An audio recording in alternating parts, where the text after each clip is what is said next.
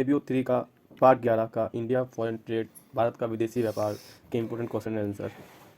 भारत के इंजीनियरिंग के सामान के निर्यात के लिए विभिन्न उत्पादों एवं बाजारों की व्याख्या कीजिए। Explain the various product and markets for the export of engineering goods of India.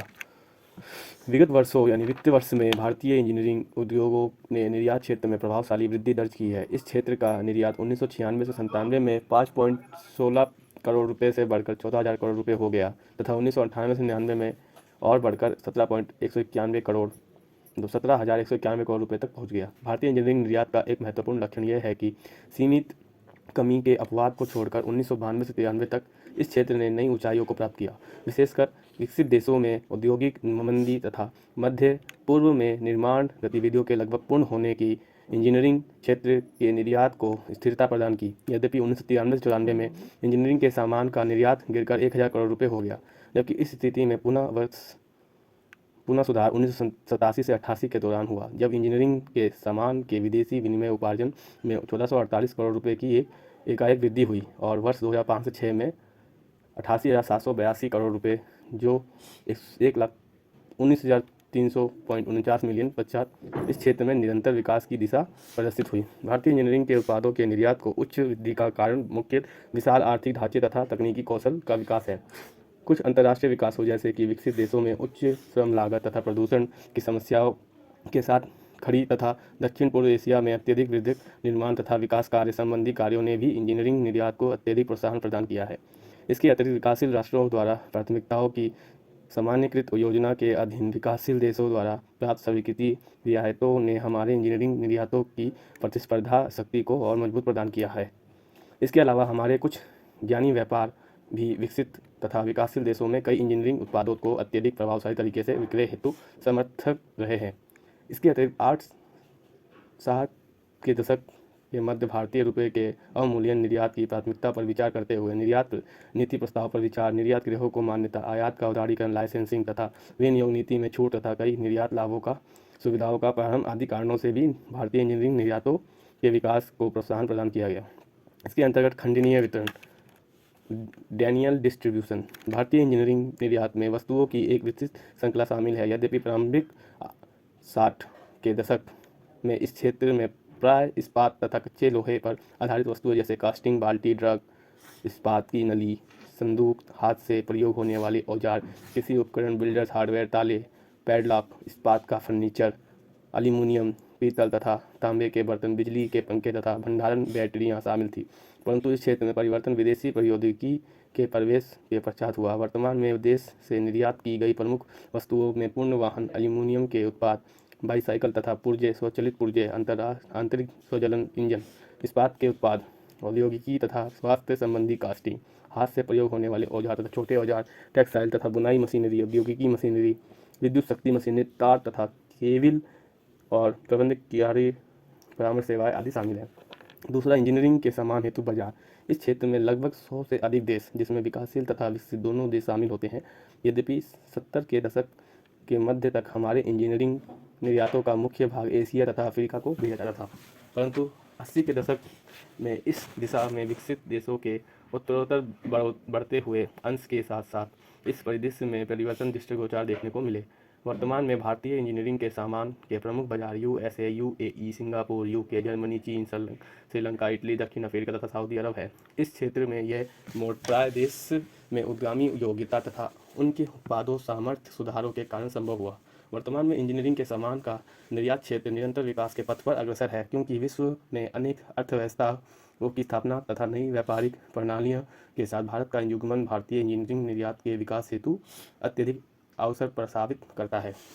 यहाँ हमारे इंजीनियरिंग क्षेत्र के निर्यातों में निरंतर वृद्धि में प्रतिबिंबितता भी होती है। वास्तव में यह विकास भारत सरकार के बाह्य क्षेत्र की वृद्धि तथा विस्तार हेतु उदार नजरिए का परिणाम है। यदि विद्यमान परिस्थितियाँ इसी प्रकार रही तो भारतीय इंजीनियरिंग के निर्यात में और वृद्धि की संभावना प्रदर्शित हो सकती है। अगला प्रश्न है, भारत से निर्यात की मुख्य समस्याएं। प्रभावी निर्यात संवर्धन में बाधाएं। अंतर्राष्ट्रीय व्यापार की अत्यधिक जटिलता एवं विशिष्टता के कारण निर्यात संवर्धन हेतु कार्यों के किसी व्यापार संवर्धन कार्यक्रम हेतु निर्यात संवर्धन व्यापार में तो एवं प्रदर्शनी में भाग लेने विदेशी में व्यापार प्रतिनिधियों का प्रयोजन, क्रेता विक्रेता की मुलाकातें कराना तथा प्रसिद्धि डिजाइनों को पुनः प्रस्तुत करना आदि गतिविधियां महत्वपूर्ण मानी जाती हैं। परंतु ये प्रयास अंतर्राष्ट्रीय बाजार एवं व्यापार की बढ़ती जटिलताओं के फलस्वरूप प्रभावशाली नहीं है। वर्तमान समय में बाजार में हिस्सेदारी बढ़ाने तथा उत्पाद प्रदेश में प्रौद्योगिकी प्रगति एवं रणनीति से पूर्व व्यापारिक गठबंधन महत्वपूर्ण भूमिका निभा रहे हैं। इस संदर्भ में भारत की प्रौद्योगिकी नियोक्ता एवं बाजार संबंधी कमियां प्रमुख रूप से अनुभव होने लगी हैं। प्रौद्योगिकी में अंतर, डिफरेंस इन टेक्नोलॉजी। सामान्य विकासोन्मुख देशों जो विकास कर रहे हैं देशों में प्रौद्योगिकी के पिछड़ेपन के कारण उच्च किस्म का उत्पादन तथा मूल्य जुड़े हुए हैं। माल का प्रतिस्पर्धात्मक मूल्य पर निर्माण करने में रुकावटें आती हैं। भारतीय उत्पादन क्षमता में डिजाइन तथा संवर्धन के संदर्भ में अनिवार्यता सीमित रहती है, जिसमें निर्यातों में रुकावटें उत्पन्न होती हैं। इसके अतिरिक्त इंजीनियरिंग क्षेत्र में जर्मनी, यूनाइटेड किंगडम, फ्रांस तथा इटली जैसे देशों की मदों के बड़े आयातकर्ता, जिससे इन देशों में इंजीनियरिंग क्षेत्र से संबंधित प्रबल संभावनाएं हैं। परंतु भारतीय बाजार में कठोर उत्पाद प्रभावों को पूर्ण न करने के कारण इन देशों में बाजारों में महत्वपूर्ण भारत का बाजार अंश है 1% से भी कम है। यहाँ तक कि भारत अपने लाभदायक एवं पक्षीय क्षेत्रों, हस्त औजारों, जवाहरात एवं आभूषण निर्मित वस्तुओं आदि में भी विगत वर्षों में उल्लेखनीय वृद्धि प्राप्त नहीं कर पाया है। भारतीय निर्यात के प्रमुख क्षेत्र भारतीय वस्तु आदि, निर्मित वस्तु आदि भी भूमंडलीय मानकों के आधार पर प्रौद्योगिकी रूप में प्रचलित समझे जाते हैं। भारत उच्च गुणवत्ता वाले वस्त्रों, जिसमें पुरुषों एवं वस्त्र शक्ति, शीतकालीन वस्त्र, खेल वस्त्र इत्यादि शामिल हैं, आदि निर्यात उत्पादों एवं वस्तुओं के संदर्भ में प्रौद्योगिकी अंतर को एकमात्र कारण में सफलता एवं निर्यात में वृद्धि का लक्ष्य प्राप्त नहीं कर पाया है। वित्तीय कठिनाई। संघन भूमंडलीय प्रतिस्पर्धा के इस युग में बाजार विकास उच्च स्तर के विशेषज्ञ भी भांति कार्य कर रहा है, परंतु यहाँ भारत के लघु स्तरीय क्षेत्र की सीमाओं से बहुत बड़ा एवं विस्तृत है। वास्तव में सघन बाजार संवर्धन कार्यक्रमों का मुख्य केंद्र उपभोक्ताओं की मांग एवं आवश्यकताएं हैं, जिनके फलस्वरूप कई बार टेलीविजन, व्यापार जर्नल, समाचार पत्र आदि के माध्यम से चुने हुए देशों में प्रचार अभियान भी प्रारंभ करने पड़ते हैं। विशेषकर वर्तमान समय में पुनः क्रय समझौते तथा फ्रेंचाइजिंग व्यवस्था का प्रयोग बाजार विस्तार हेतु किया जा रहा है, परंतु इस संदर्भ में भारत के प्रयास आशाजनक एवं प्रभावशील नहीं रहे हैं, जिससे कुल कारक वित्तीय कठिनाइयाँ, निरंतर विकास में लगी रह सकने वाली कार्यवाही एजेंसियों का अभाव तथा दीर्घकालीन लाभों पर अधिक वरीयता आदि है। ये भारत की निर्यात अपेक्षाओं को पूर्ण करने में कार्यकारी बाधक है। आधार संरचना संबंधी बाधाएं। भारत के प्रभावी निर्यात संवर्धन में एक अन्य महत्वपूर्ण बाधा आधार संरचना की कमी से संबंधित है। आधार संरचना एक उदार शब्द है, जिसमें उद्योग वृद्धि एवं विस्तार हेतु आवश्यक मानी जाने वाली सेवाओं को सम्मिलित किया जाता है। सामान्यतः इसके अंतर्गत यातायात, रेलवे, जहाजरानी, बंदरगाह, बिजली, पानी की आपूर्ति, दूरसंचार तथा सफाई इत्यादि सेवा क्षेत्र को सम्मिलित किया जाता है। भारत में निरंतर बिजली की कमी एवं कटौती के कारण निर्माण इकाइयों को जनरेटर पर अनुत्पादक उत्पाद व्यय करना पड़ता है, जिससे उत्पादन लागतों में वृद्धि होकर निर्मित वस्तुओं के मूल्य में वृद्धि होती है। अनेक विशेषज्ञ समितियों ने माल परिवहन में विशेषकर यात्री एवं माल के भाड़े के संदर्भ में रेलवे को महत्वपूर्ण साधन के रूप में स्वीकार कर लिया है। भारतीय उद्योग की प्रतिस्पर्धा क्षमता कम होने के कारण रेलवे की भागीदारी में कमी भी है, क्योंकि रेल द्वारा भाड़े की संरचना लागत सड़क से कम है। इसके परिवृत्ति के लिए अनेक कारक उत्तरदायी हैं, जैसे मुख्य मार्गों पर मार्ग क्षमता की कमी, क्षमता में वृद्धि हेतु उपलब्ध संसाधनों की कमी तथा दरवाजे से दरवाजे तक की सुपुर्दगी सुविधा और लोच के कारण सड़क यातायात की श्रेष्ठता, परंतु एक परिवहन भी विकास हेतु कठिनाइयों से पूर्णतः स्वतंत्र नहीं है, जिसके मुख्य कारण संसाधनों की कमी तथा बढ़ते हुए यातायात की आवश्यकता है तथा हेतु उस क्षेत्र में पर्याप्त निवेश की कमी है। अपर्याप्त मार्गों से संजाल के कारण यातायात लागत में वृद्धि होती है तथा भारतीय उद्योगों की प्रतिस्पर्धा शक्ति में गिरावट आती है। यद्यपि गोल्डन रेक्टेंगल नेटवर्क कार्यक्रम प्रारंभ होने के पश्चात इस परिदृश्य में सुधार अवश्य हुआ है। इस योजना के अंतर्गत बीओटी के कार्य क्षेत्र में निजी कंपनियों द्वारा राज्य मार्ग, एक तीव्र मार्ग का निर्माण किया जाता है। बंदरगाह के संदर्भ में भी परिमाणिक आशाजनक नहीं है। अंतर्राष्ट्रीय मानदंडों के अनुसार प्रति जहाज औसत निकासी अत्यधिक कम है तथा भारत में जहाज की वापसी अवधि बढ़ गई है। भारतीय बंदरगाहों की निम्न उत्पादकता में निम्नता का कारण पुराने यंत्रों का प्रयोग, थर्मल, कोयला तथा लॉजिस्टिक कड़ी में उचित समन्वय का अभाव आदि है। निम्न उत्पादकता तथा बंदरगाह पर यातायात के भाड़े की ऊंची दरों के कारण भारत की सभी स्थिति संवर्धन हेतु गतिविधियां तथा कार्यक्रम व्यर्थ हो गए हैं। अतः भारत के लिए आधार संरचना में सुदृढ़ता लाना एक महत्वपूर्ण चुनौती है। केंद्र सरकार द्वारा असाइड के अंतर्गत वाणिज्यिक विभाग की वार्षिक योजनाओं में महत्वपूर्ण आधारभूत संरचना के अंतर्गत बंदरगाह से उत्पन्न केंद्र को जोड़ने वाली सड़कों के विकास तथा लघु बंदरगाह एवं तटों के विकास तथा अन्य संबंधित सुविधाएं प्रदान करने के हेतु कोष आवंटित करने का निर्णय लिया गया है। अगला प्रश्न है, भारत में रासायनिक वस्तुओं के निर्यात के मार्ग एवं संभावनाएं। भारत में रासायनिक निर्यात हेतु मार्ग तथा आशाओं का वर्णन इस प्रकार है। पहला, रसायन उद्योग सैकड़ों विस्तृत उत्पाद श्रेणियों के साथ विभिन्नता में है। रसायन उद्योग के पश्चात विस्तृत क्षेत्र समूह पेट्रोयासन, ऑर्गेनिक, गैर ऑर्गेनिक, अधिक मात्रा के सामग्री, उत्कृष्ट रसायन तथा फार्मास्यूटिकल है। नई प्रौद्योगिकी के विदोहन में फार्मास्यूटिकल, कीटाणु, कृषि रसायन तथा उत्कृष्ट रसायन उद्योग में कई नए उत्पादों को तथा प्रक्रियाओं का उदय किया गया है। इन प्रौद्योगिकियों ने पर्यावरणीय सुरक्षा स्तरों को बढ़ाने में बहुत सहायता की है। यूरोप में रसायनों में विशिष्ट प्रयोग हेतु अच्छी प्रयोगशाला रीति मार्गदर्शनकाओं का विकास किया गया है। इनमें विलयन तथा अधिग्रहण बड़े पैमाने पर होते हैं। इस क्षेत्र में सभी बड़ी कंपनियों ने कम परिमाण तथा उच्च मूल्य विशेषज्ञता प्राप्त रसायनों, उच्च परिणाम पर गतिविधियों को कम करने, तीव्र प्रतिस्पर्धा वाली वस्तुएं तथा पूर्ति एवं मांग के मध्य संतुलन स्थापित करने संबंधी विषयों पर अपना ध्यान केंद्रित किया है। विशिष्टता प्राप्त रसायनों में बृहत समिति लाभ उत्पन्न करने की आशा की जा सकती है। अतः एक नई सामग्री का विकास रसायन उद्योग पर महत्वपूर्ण प्रभाव डाल सकता है। फाइबर, मूल तेल प्राप्त रसायन अधिक मात्रा में प्लास्टिक खाद में अनेक विकासशील देशों, भारत सहित पिछले 10 वर्षों में सर्वान दक्षता तथा निर्माण क्षमता बनाई है। विकासशील देशों को ताइवान, थाईलैंड, दक्षिण कोरिया, मलेशिया तथा सिंगापुर आदि से कठिन प्रतिस्पर्धा का सामना करना पड़ रहा है। प्रदूषण मुक्त परमाणु रसायनों में भविष्य में बेहतर प्रदर्शन की आशा की जा सकती है। आला यानी नीच क्षेत्र जैसे खराब जल का प्रबंध से भी बेहतर संभावना की आशा की जा सकती है। वर्तमान में रसायन उद्योग निरंतर शोध तथा विकास की ओर उन्मुख है। विकास के प्रमुख क्षेत्र पूर्वी यूरोप, प्रशांत रिम, भारत तथा चीन आदि। भविष्य में एशिया प्रशांत क्षेत्र रसायनों के बाजार के रूप में उदय हो जाएगा।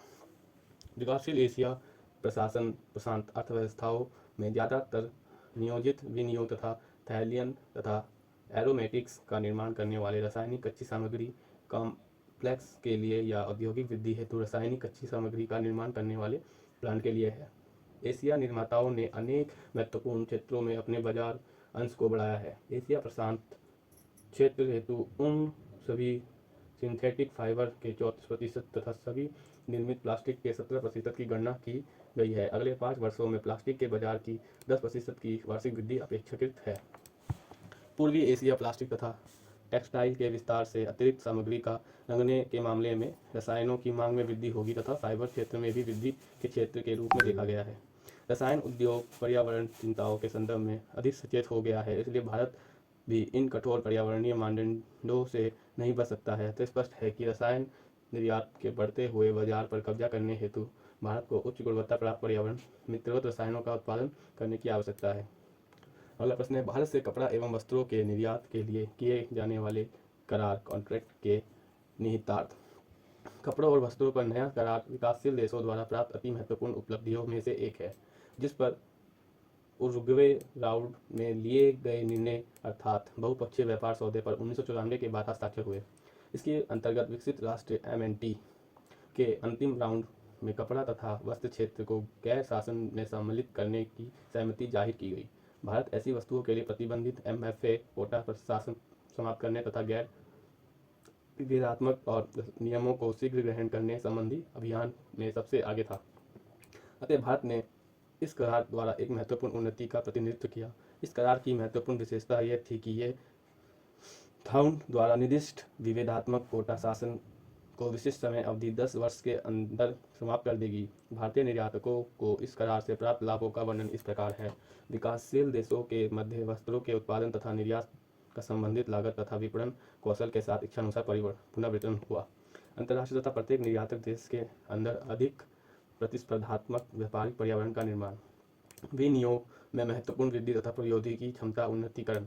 यदि करार के नियम का सभी संबंधित देशों द्वारा दृढ़ता से पालन किया जाए तो संपूर्ण रूप से इस प्रकार का करार का लाभ भारतीय कपड़ा उद्योग को अवश्य प्रभावित करेगा। अगला प्रश्न है, प्रादेशिक सहयोग का दक्षिण एशिया संघ SAARC दक्षिण पूर्वी एशिया राष्ट्र संघ एशियन के उद्देश्य बैंकॉक घोषणा ने एशियन के सदस्य देशों को लगभग लोगों के कल्याण और आर्थिक सहकारिता को प्रोत्साहित करने हेतु प्रोत्साहन प्रदान किया। इस घोषणा में एशियन की क्रियाओं के लिए दिशा निर्देश भी निर्धारित किए गए तथा संगठन के उद्देश्य को भी स्पष्ट किया गया, जिनमें निम्नलिखित सब शामिल हैं।